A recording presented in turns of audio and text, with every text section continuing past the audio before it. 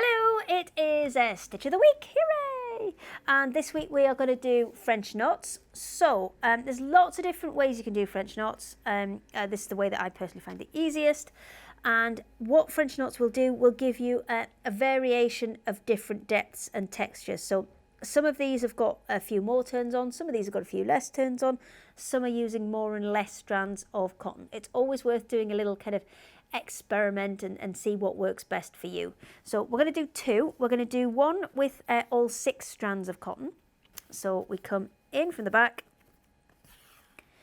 and we go, keeping the tension on the thread, we're going to go round 3 times and then back down, not exactly the same hole, but just a couple of strands along from your previous one. Let me just move that out of the way so you can see, and then pull that through. Oh, it's a bit tight. There we go. It's just popping out my frame a little bit there. But I'm keeping the tension on that thread the whole time to allow a nice tight knot to form. I think one of the things that people fall down with the French knot is sometimes they don't wrap it tightly enough round in the first place. So if you don't keep the tension on there, so if I let that go floppy and then put it back through, it goes a bit kind of squibbly and a bit all over the place, and that's what you end up with.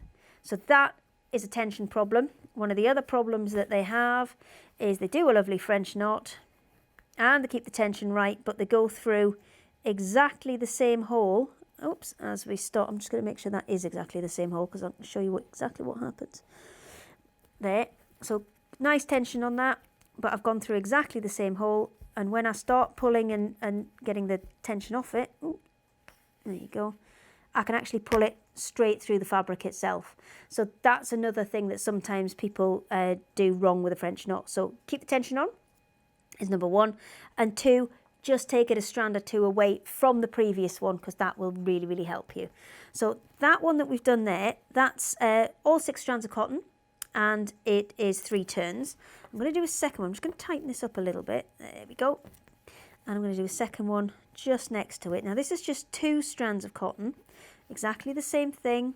1, 2, 3 wraps, and then just a strand or so away from my previous one so it doesn't pull through.